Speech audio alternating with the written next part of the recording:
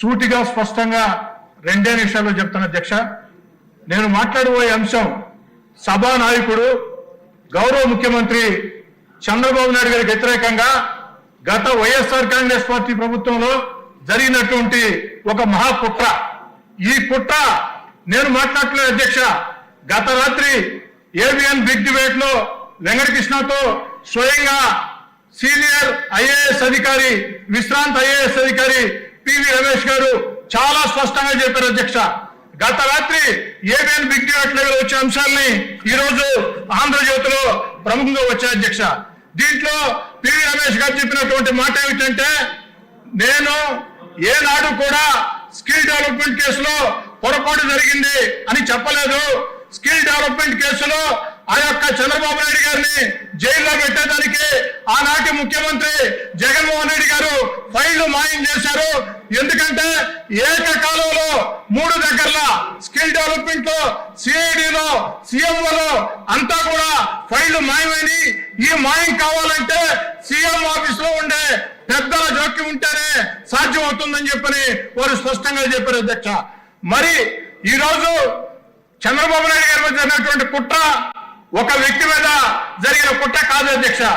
ఒక high profile వ్యక్తి మీద ఇంత పెద్ద కుట్ర జరిగితే ఇక ప్రజల మీద ఇలాంటి కుట్రలు ప్రభుత్వ ప్రోద్బలంతో జరుగుతాయి. గత వైఎస్ఆర్ కాంగ్రెస్ పార్టీ లాంటి ప్రభుత్వాలు మళ్ళీ భవిష్యత్తులో అవకాశం ఇస్తే ఇలాంటి కుట్రలు జరుగుతాయి. చాలా స్పష్టంగా చెప్పారు అధ్యక్ష. చాలా స్పష్టంగా పివి రమేష్ గారు కొత్తగా ఈ రోజు చెప్తున్నారు అధ్యక్ష. గతంలో చంద్రబాబు నాయుడు గారిని అరెస్ట్ చేసినప్పుడు పివి రమేష్ గారు, అయ్యా వైఎస్ఆర్ కాంగ్రెస్ పార్టీలో అధికారులు additional advocate general PV Ramesh గారి వాంగ్మూలం ఆధారంగా చంద్రబాబు గారి మీద కేసు రిజిస్టర్ చేశామని చెప్తున్నారు. ఇది అవాస్తవం. స్కిల్ డెవలప్మెంట్ లో ఎలాంటి పొరపాటు జరగలేదు. కొన్ని లక్షల మందికి మేళ్లు జరిగాయి.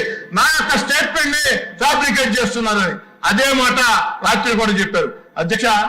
ఒక సీనియర్ విశ్రాంత అధికారి కేసుని, వాంగ్మూలాన్ని ఫ్యాబ్రికేట్ చేశారంటే, తప్పుదారి పట్టించారంటే ఇది ఒక మహాకుట్ర అధ్యక్ష. దీని మీద ప్రభుత్వం స్పందించాలా మిమ్మల్ని కూడా అడుగుతున్నాను అధ్యక్ష నేను.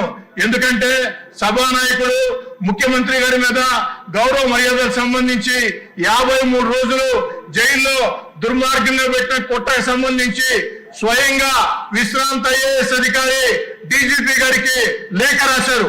విశ్రాంత ఐఏఎస్ అధికారి దీని మీద విచారణ చేయమని డీజీపీ గారికి లేఖ రాస్తే ఆ లేఖ మీద డీజీపీ గారు స్పందించారా లేదా, స్పందించకుంటే ఎందుకు స్పందించలేదు, స్పందించి ఉంటే ఏం జరిగింది, దీని మీద తేల్చాలా.